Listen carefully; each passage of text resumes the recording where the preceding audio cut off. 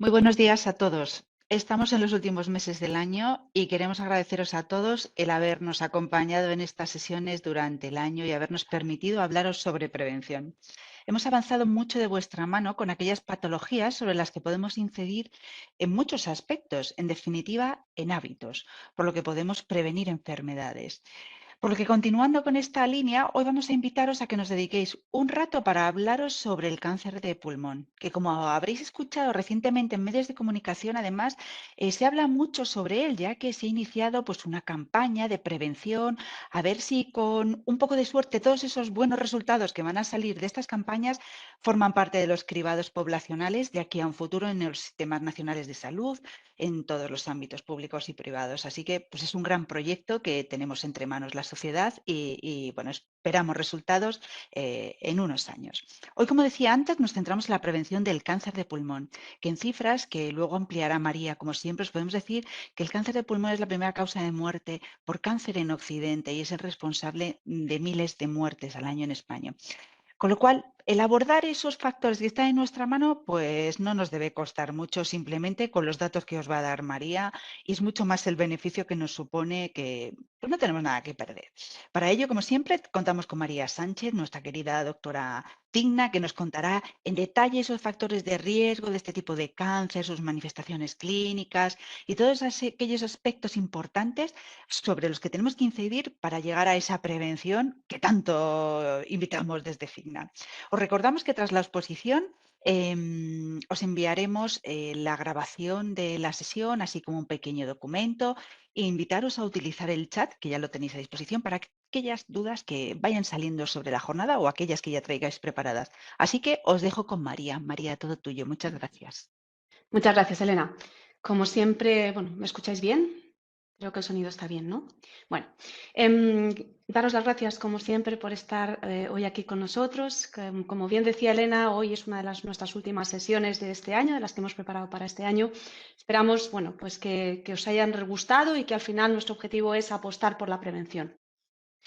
Hoy, como bien decía también Elena, hemos preparado un último tema del bloque de oncología y hablaremos del cáncer de pulmón.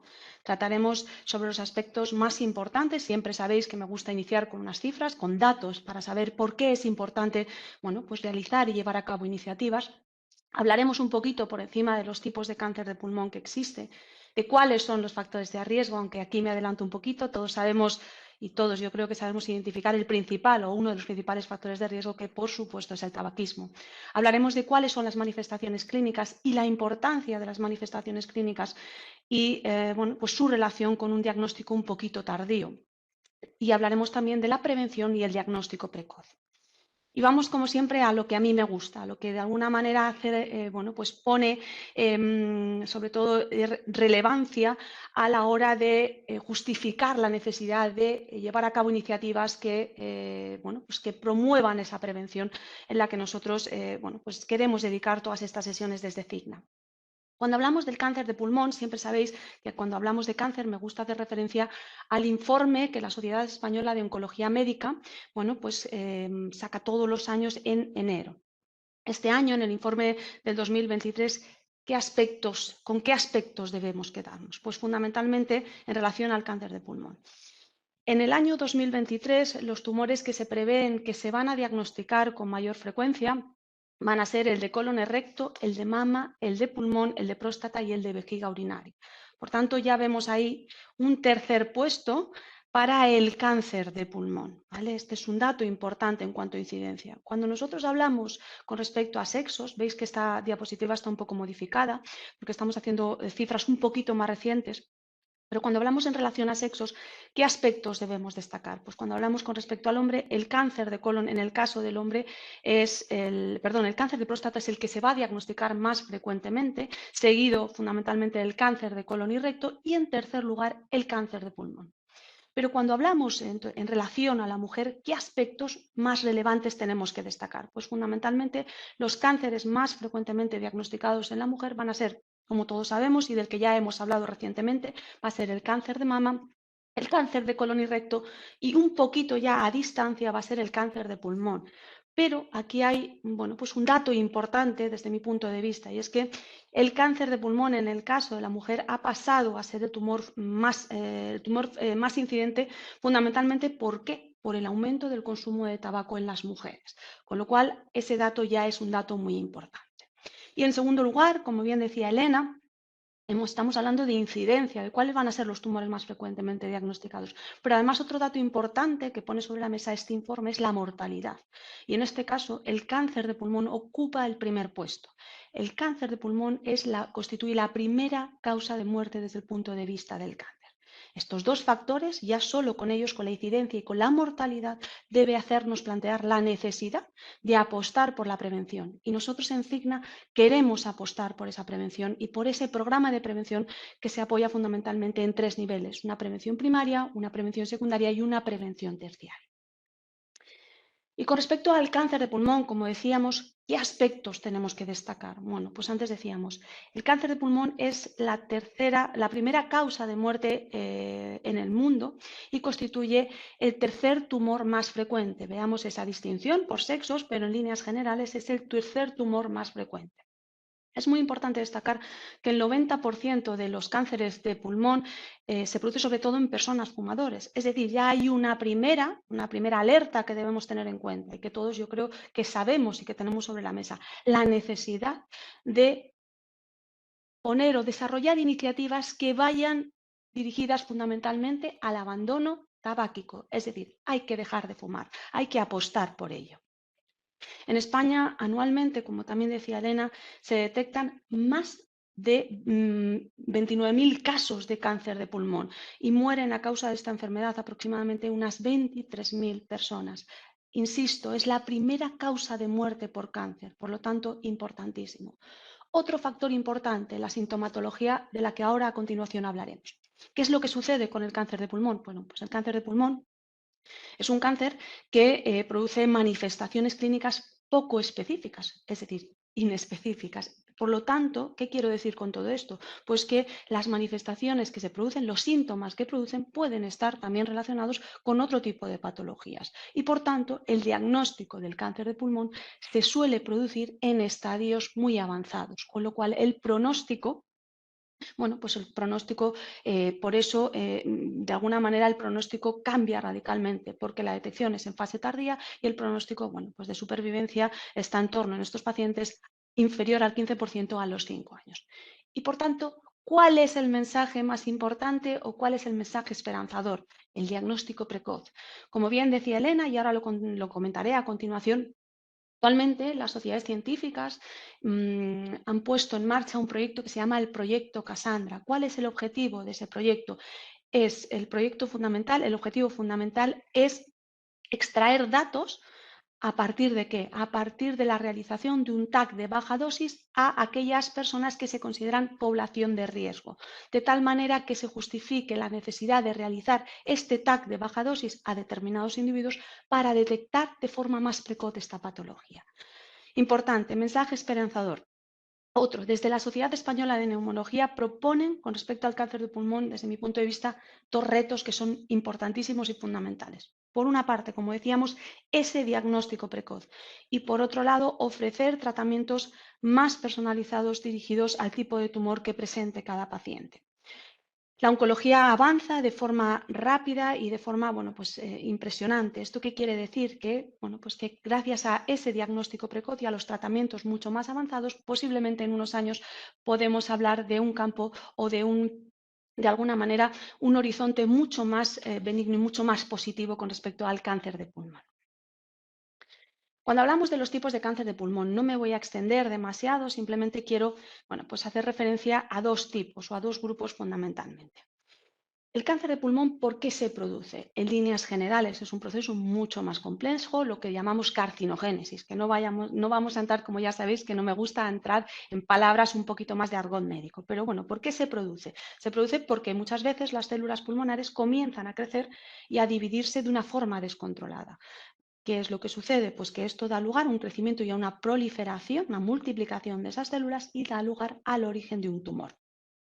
Existen fundamentalmente dos tipos del cáncer de pulmón. Hablamos de dos grupos. Un cáncer de pulmón microcítico o también llamado de células pequeñas.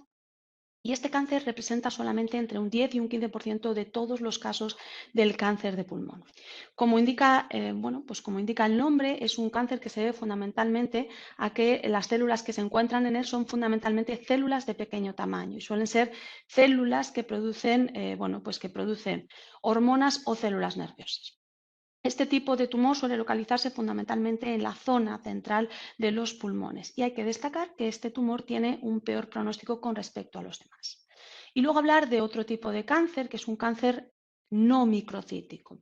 El cáncer no microcítico es el cáncer, dentro de este englobamos el más frecuente, que supone el 85% de todos los cánceres. Este tipo de cáncer agrupa otros que son, por ejemplo, el adenocarcinoma. Este tipo de tumor es un tumor que está menos relacionado con la exposición al tabaco. Antes decíamos, o ahora hablaremos, que el tabaco tiene un papel fundamental en el desarrollo del cáncer. Y en este caso hay que destacar que el adenocarcinoma es un tumor muy frecuente, pero que no se relaciona en muchos casos al hábito tabáquico y suele aparecer en mujeres en edad joven, ¿vale? Por tanto, no siempre podemos decir que el tabaco es el factor causal, porque hay veces en el que hay personas no fumadoras en el que se puede desarrollar un tumor. Y en el adenocarcinoma esto es lo que ocurre. Por otro lado está el carcinoma epidermoide. El carcinoma epidermoide, el carcinoma epidermoide, o también llamado de células escamosas, es un tumor que suele localizarse más en la zona más central y no suele crecer tan rápido como el que decíamos anteriormente, como el cáncer de células pequeñas o cáncer microcítico. Y por último tenemos otro tipo de cáncer, que es el cáncer, el carcinoma indiferenciado, que es un carcinoma de células grandes, del que, bueno, pues lo único que me voy a destacar por encima, por no centrarme y por no entrar mucho en tema, porque es un poco más médico, destacar que es uno de los menos frecuentes. Y hablamos de los factores de riesgo. Dentro de los factores de riesgo aquí es uno de los aspectos más importantes. Ya sabéis que dentro de esa prevención y dentro de esos 3 niveles de prevención hablamos de una prevención primaria cuando nosotros nuestro objetivo es actuar sobre aquellos factores de riesgo que pueden desarrollar o que pueden estar relacionados con el desarrollo de una patología. En el cáncer de pulmón, ¿cuáles son los factores de riesgo? Bueno, pues el cáncer de pulmón sobre todo, presenta su máxima incidencia fundamentalmente entre los 55 y los 65 años. Suele ser más frecuente en los hombres, pero no debemos olvidar ese mensaje que hemos dicho al principio. Se ha observado un aumento de la incidencia y el cáncer de pulmón ha pasado a ser el tercer tumor más incidente en mujeres. ¿Por qué? Pues por lo que decíamos anteriormente, porque se ha observado un aumento del tabaquismo en el caso de las mujeres. Y, por supuesto, ¿cuál es el principal o uno de los principales factores de riesgo? El tabaco. El 80-90% de los cánceres de pulmón se producen sobre todo en personas fumadoras o en personas que han dejado de fumar recientemente. Cuando hablamos de riesgo, las personas fumadoras tienen un riesgo entre 10 o 20 veces aproximadamente más de desarrollar un cáncer de pulmón. Y es importante destacar también el papel de los fumadores pasivos, que también tienen un aumento de ese riesgo de desarrollar un cáncer de pulmón. El riesgo en este caso se asemeja aproximadamente, bueno, pues al de una persona que fuma 1 o 2 cigarrillos al día. Por eso, uno de los mensajes muchas veces que hemos oído bueno, pues en los medios de comunicación, muchas veces cuando hablemos o escuchamos estas campañas, escuchamos que dicen es importante el abandono del tabaquismo, pero también el tabaquismo pasivo. Hay que evitar fumar en determinados sitios, sobre todo donde haya personas, bueno, pues todo tipo de población, pero fundamentalmente hay que proteger a los más vulnerables, como son los niños y los adultos, las personas más mayores. Importante, dejar de fumar, esto es uno de los aspectos también fundamentales y una de las notas que tenemos que destacar, dejar de fumar disminuye el riesgo de desarrollar un cáncer de pulmón. Y que cuando se normaliza entonces, la posibilidad o el riesgo de desarrollar un cáncer de pulmón al de una población normal, pues aproximadamente a los 15 años. Es decir, una persona equipara más o menos el riesgo, una persona que ha sido fumadora, si deja de fumar ahora, su riesgo de disminuir un cáncer de pulmón disminuye aproximadamente a los 15 años, más o menos, para que nos hagamos a la idea. ¿Qué otros factores se relacionan con el cáncer de pulmón? Pues algunos contaminantes ambientales que En alguna ocasión ya hemos tenido oportunidad de ellos, como son el asbesto o el radón, que son también factores de riesgos, como decíamos o como decimos, para desarrollar un cáncer de pulmón. Y además, ¿qué es lo que pasa? Pues que estos tienen un efecto sumatorio, un efecto aditivo, o que lo que hacen es aumentar el efecto carcinogénico del tabaco. Y luego existen ciertas patologías en las que existen estudios que son patologías benignas, en las que existen estudios que parecen indicar que podrían presentar un mayor riesgo de desarrollar un cáncer de pulmón, como puedan ser, por ejemplo, los pacientes que presentan una enfermedad pulmonar obstructiva crónica. ¿Qué es lo que veis ahí? Que se llama EPOC. ¿Qué es la EPOC? Es una enfermedad que se produce por una obstrucción al paso de aire, al paso de la vía aérea, por un proceso que se produce, pues porque pueda ser, por ejemplo, por la presencia de una bronquitis o por la presencia de un enfisema. Existen estudios que pueden o que parecen indicar que estos pacientes a largo plazo pueden tener mayor riesgo de desarrollar un cáncer de pulmón. Antes decíamos un dato que es muy importante. El cáncer de pulmón, uno de los aspectos negativos de este cáncer es que se diagnostica en fases tardías y de ahí la necesidad y la importancia del desarrollo del proyecto Cassandra que ahora comentaremos. ¿Por qué se diagnostica en fases tardías? Pues porque es un tumor que da la cara muy tarde, es decir, produce sintomatología muy tarde. Los síntomas que produce son inespecíficos, como decíamos anteriormente. Es decir, son síntomas que yo los puedo relacionar con otro tipo de patologías, por ejemplo, con una neumonía o, por ejemplo, con un simple catarro. Cuando uno tiene un catarro, cuando uno tiene una gripe, pues muchas veces puede presentar lo mismo que veis ahí, un cansancio, tos, pérdida de apetito. ¿Qué es lo que ocurre? Pues que hay determinados datos que se mantienen, que pueden indicar o establecer un diagnóstico de sospecha cuando estos síntomas se mantienen en el tiempo. ¿Qué síntomas pueden asociarse a un cáncer de pulmón? Pues como bien veis ahí, la presencia de tos, que es uno de los síntomas más frecuentes, puede ser, bueno, pues podemos hablar fundamentalmente de una tos seca o de una tos productiva, una tos que produce moco, ¿vale? Y también podemos hablar muchas veces también de que esta tos pueda acompañarse incluso de la presencia de sangre, que es lo que conocemos como hemoptisis, la presencia de sangre, el vómito de sangre.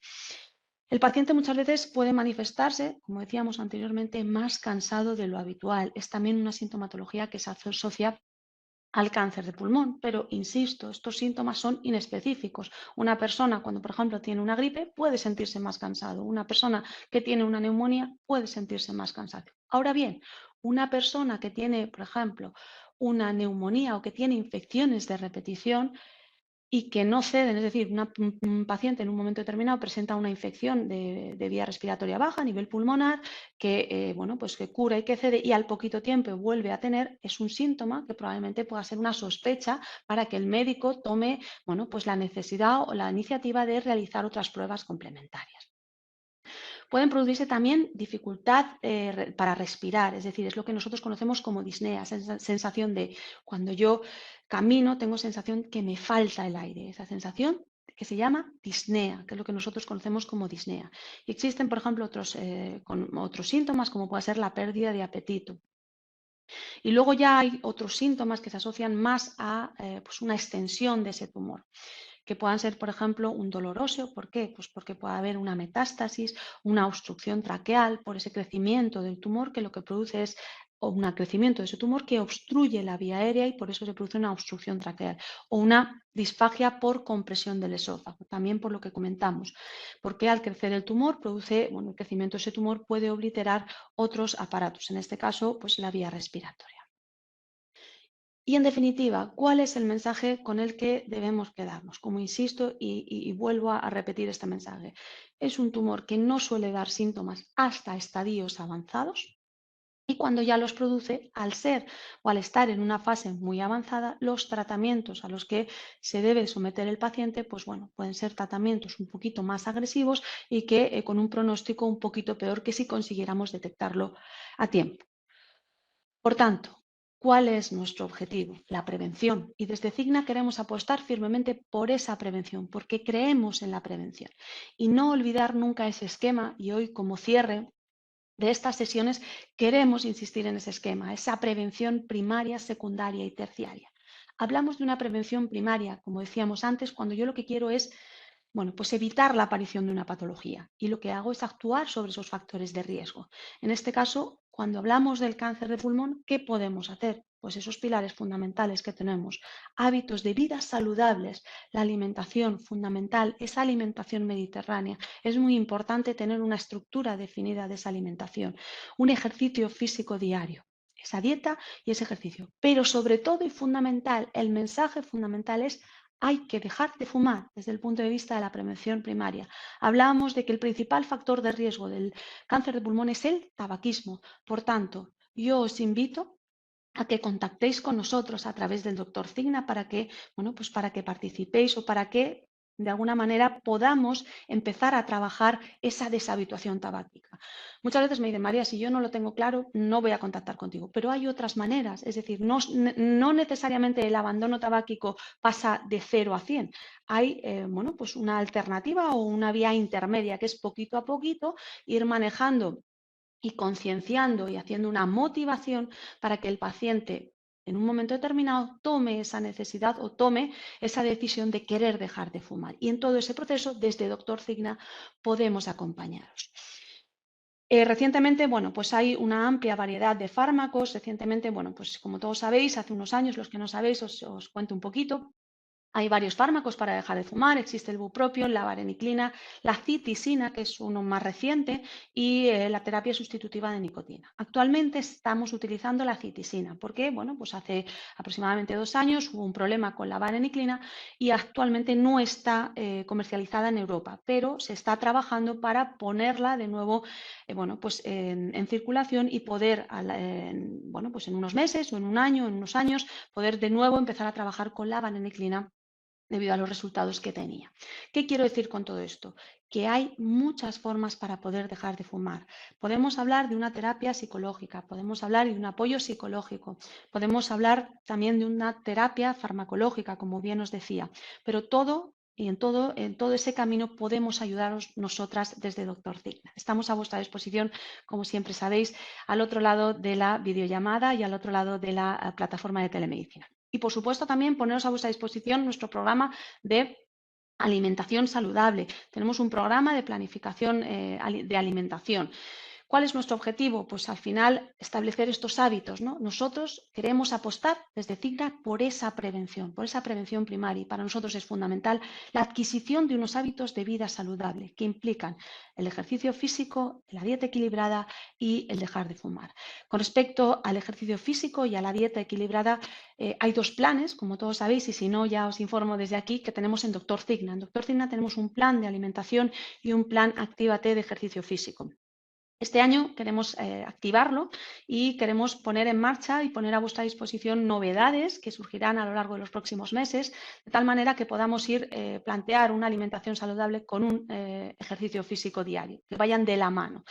Si tenéis cualquier duda, estamos al otro lado para informaros y para ayudaros en todo lo que necesitéis. Y por último, como bien decía Elena, desde el punto de vista de la prevención secundaria, hablábamos que en Cigna nosotros queremos apostar por un programa que apueste por 3 niveles de prevención. La primaria, que ya hemos hablado de ella, la secundaria.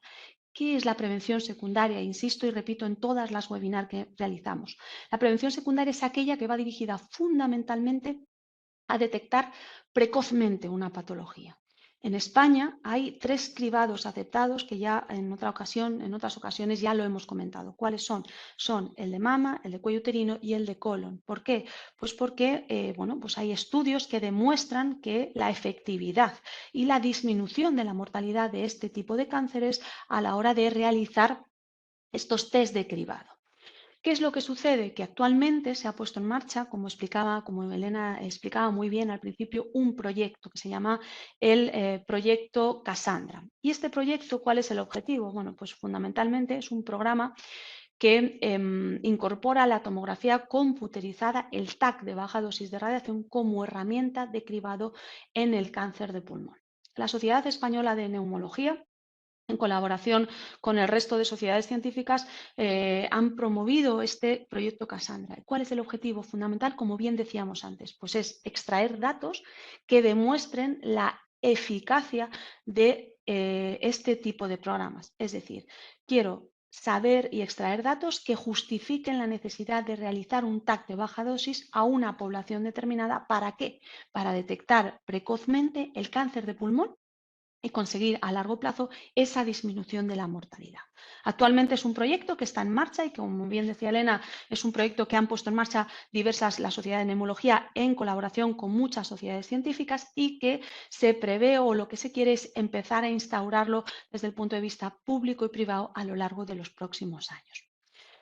Este cribado, ¿a quién se recomienda realizarlo? Bueno, pues fundamentalmente a aquella población que se recomienda o que se piensa que es una población de riesgo. Y en el cáncer de pulmón, ¿a quién se indica o a quién debe realizarse? Pues sobre todo a aquellas personas que tengan entre 55 y 75 años, que tengan una historia de tabaquismo de al menos 30 años fumando una cajetilla a diario o bien 15 años fumando 2 cajetillas. Es decir, ¿cuál es el resumen? Personas entre 55 y 75 años que tengan una historia de tabaquismo activa e importante.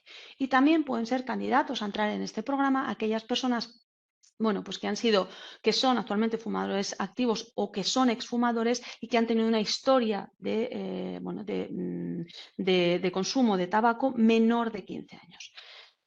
¿Qué es lo que queremos decir? Bueno, pues que consultéis con los especialistas. Si queréis dejar de fumar, por una parte, si queréis informaros acerca de este programa de cribado, también os animamos a que, bueno, pues que os informéis en el doctor Cigna. Nosotras estaremos encantadas de poder informaros y poner a vuestra disposición toda la información de la que disponemos y todas las pruebas que podamos realizar desde el doctor Cigna. Agradeceros como siempre, que hayáis estado todos estos meses a nuestro lado, que hayáis conectado con nosotros, que habéis dedicado un ratito de vuestro tiempo a estar con nosotros. Como siempre, estamos a vuestra disposición para que realicéis todas las preguntas y todas las dudas que tengáis. Muy bien, María, pues muchas gracias como siempre por el ratito este tan interesante que nos das de las clases de medicina intensiva y le dedicamos y nos ponemos muy al día porque pues, lo hace de una manera estupenda, muy clarito y llegamos muy bien con el mensaje a todos. Como siempre deciros, tenéis el chat abierto para hacernos cualquier consulta que relacionada con pues esto, con el mundo del tabaco, de las enfermedades pulmonares, de la prevención, bueno, aquí estamos para ayudaros un poquito en lo que podamos. Teníamos algunas preguntas por ahí ya, María, era ¿cuándo desaparece el riesgo del todo después de dejar de fumar? ¿Desaparece el riesgo en realidad, María, o cómo? Cuéntanos un poco qué pasa con los exfumadores. Sí, como decía antes, alrededor aproximadamente hay estudios que lo que demuestran es que una persona cuando deja de fumar, su riesgo se equipara al de una persona no fumadora aproximadamente a los 15 años de haber dejado de fumar. Pero bueno, esto es un mensaje que al final lo que yo creo que tiene que convertirse en un mensaje positivo. ¿Qué significa? Pues que hay que dejar de fumar cuanto antes y que nosotros, como bien decíamos anteriormente, desde Doctor Cigna podemos ayudaros. Cigna quiere apostar por eso, por la prevención y por estar a vuestro lado. Hay veces que muchas veces dicen, bueno, yo ahora no tengo ganas y es verdad que uno de los factores más importantes es la motivación. Pero no es solamente necesario contactar con un profesional cuando alguien tenga la decisión tomada, sino que hay un paso previo y es que un profesional te puede ayudar para motivar a un paciente a que tome esa decisión. Y como bien decíamos anteriormente, bueno, pues hay muchas alternativas para dejar de fumar. Ujú, perfecto. María dice, nos pregunta también si se relaciona el cáncer de pulmón con la exposición a la contaminación. ¿Es otro de los factores que influyen? Sí, hay estudios también que demuestran, cuando antes decíamos el principal factor de riesgo era, decíamos, el tabaquismo, 80-90% de los tumores se producen, pero hay factores ambientales que no en tanto porcentaje, pero sí se asocian, como hablábamos antes, de lo que es la contaminación, otros como son la contaminación y otras enfermedades de características benignas, como decíamos anteriormente. Antes hablamos también, por destacar un poquito más, y ayer cuando revisaba y cuando preparaba esta webinar, estuve leyendo artículos en relación a determinados factores de riesgo. Con respecto al adenocarcinoma, antes decíamos que el adenocarcinoma es uno de los tumores más frecuentes en España.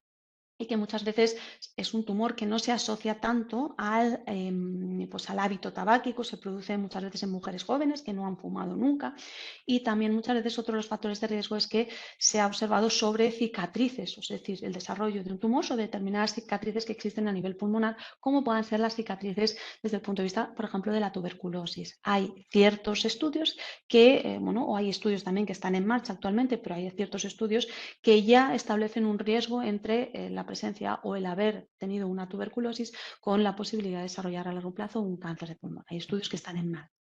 Ujú, fenomenal. María, ¿qué es un TAC de baja radiación, de baja dosis? ¿Qué es? ¿Es algo distinto? Es un TAC, que lo que es una prueba de imagen, que lo que me permite es utilizar una radiación más bajita de la que utiliza un TAC normal, que lo que hace es tomar imágenes de tu cuerpo para ver si hay algún tipo de lesión desde el punto de vista pulmonar. ¿Qué es lo que ocurre y por qué es la prueba o que ha demostrado mayor fiabilidad desde el punto de vista? Porque permite detectar de forma precoz lesiones antes que otro tipo de pruebas complementarias, como por ejemplo pueda ser una radiografía. Y la otra de las ventajas, como bien decíamos, es que utiliza poquita radiación, la radiación que utiliza y por tanto no tiene riesgo. Y permite de alguna manera establecer ese cribado que están empezando a desarrollar las sociedades de pues desarrollar o poner en marcha un TAC, ahora mismo realizar un TAC y la necesidad de repetirlo en años sucesivos para seguir a ese paciente, debido, entre otras cosas, porque tiene muy poquita radiación. Ujú. Muy bien. María, importante sobre todo incidir en no fumar en nuestros adolescentes, ¿no? Y sobre todo empezar desde estas edades que empezamos con las tonterías y nos llama la atención todo y bueno, si podemos evitarlo, ¿no? El dar pues esta prevención desde la casa también, desde los colegios, desde pues nuestras consultas, todo ayuda, ¿verdad? No Es, dejemos. eso es importante. Nosotros siempre, ya lo hemos comentado en más webinar, Ujú, desde aquí queremos apostar por la prevención, pero la prevención implica muchos niveles y es uno de los niveles la prevención primaria. Pero esa prevención primaria hay que hacerla desde bien pequeñitos. Es muy ujú. importante y es fundamental. ¿El qué? Pues enseñar a los más pequeños la importancia de unos hábitos de vida saludables. Y muchas veces decimos, bueno, es que realmente al final somos lo que vivimos desde bien pequeñitos. Cuando tú a un niño le enseñas acerca de la importancia que tiene el realizar ejercicio físico todos los días y el realizar o llevar a cabo una alimentación saludable todos los días, ese niño tiene la necesidad o de alguna manera, se educa en una serie de pilares fundamentales, nuestros pilares fundamentales. Que ese crío o ese ya más adolescente puede tener un riesgo porque luego pues, Ujú, hay muchos más factores implicados, evidentemente sí. Pero es importante esa educación que le demos desde casa y desde bien ujú. pequeñitos, ejercicio físico todos los días. El hecho que un crío tenga que ir a hacer una competición o a tener un partido un fin de semana no significa que tenga que ir a ganar, significa que tiene que ir a hacer ejercicio físico, porque eso a largo plazo implica salud, implica Eso es. disminuir el riesgo de numerosas patologías. Y es verdad que luego les enseña muchas más cosas en la vida, pero lo más importante es la salud. Sin salud no Ujú. podemos ir a ningún lado. Con lo cual, ejercicio físico y dieta saludable. Y por supuesto, importantísimo, desde mi punto de vista, realizar campañas en los colegios es fundamental. Eso es. ¿De qué? De la deshabituación tabáquica. Yo creo, muchas veces, siempre digo Mm, lo mismo, hay que enseñar imágenes a los chavales, a los críos, de lo que es un pulmón de un fumador. Y eso tiene ujú. que verlo un crío. Es decir, tú ahora te puedes fumar un cigarro, pero a lo largo de unos años esto es lo que va a ser tu pulmón. Y estas son las enfermedades que a lo mejor vas a tener. ¿Por qué? Pues porque al final yo creo que la prevención parte de la información y es nuestro objetivo desde Cigna. Ujú. Formar e informar a todos a nuestros asegurados, ¿para qué? Para evitar a largo plazo el desarrollo de patologías. Pues lo mismo con los más pequeñitos. Tienes toda la razón y desde aquí invitamos pues a todos esos compañeros que están en los colegios, ahora que están las figuras de las enfermeras escolares, porque hagan esas campañas, ¿no? Que para eso están instaurándose en los colegios y tienen que acompañar toda esa prevención, como bien dice María, aparte de estar con la práctica asistencial que siempre nos acompaña, pero sobre todo esa parte de educación que no debemos abandonar en el mundo sanitario y que hemos dejado un poquito de lado en estos años y tenemos que retomar entre todos. Muy bien. Pues no tenemos más preguntas, así que lo vamos a dejar aquí, María, porque ha sido interesante, concentrado y están todos los conceptos claros, parece ser. Así que, como siempre, agradecerte el haber estado aquí dándonos esta charla y esta exposición. Si quieres cerrar con algún mensaje, como tenemos tiempo, pues todo tuyo. Bueno, agradeceros estos meses, que hayáis dedicado vuestro tiempo, como siempre decimos, a que estéis con nosotros un ratito a hablar de prevención. Queremos que de alguna manera pues hacer algo un poquito más diferente, el tener esa cercanía con vosotros, el poneros a vuestra disposición el doctor Cigna, el bueno, pues hacernos todas aquellas o plantearnos todas aquellas dudas que tengáis en vuestro día a día. Hoy finaliza, bueno, pues esta sesión, esta webinar, este año de sesiones. Esperamos que os hayan gustado. Estamos a vuestra disposición para todas aquellas dudas, para todas aquellas iniciativas que queráis que pongamos en marcha, por supuesto, de cara, bueno, pues a próximas ideas. Y, por supuesto, como siempre, agradeceros desde aquí de todo corazón que hayáis estado con nosotras dedicando este tiempo. Muchísimas gracias. Y, como siempre, apostemos por esa prevención. Exactamente. Así que nada, hasta aquí nuestra jornada de hoy. Esperamos que haya sido instructiva y que haya cumplido con vuestras expectativas. Agradeceros el tiempo y el interés en las jornadas, como dice María, de este año. Y recordad nuestra famosa frase, que acudir a un especialista a tiempo es una variable de protección a futuro, así como escuchar a nuestro cuerpo en todos sus aspectos. Que seáis muy felices y cuidaros.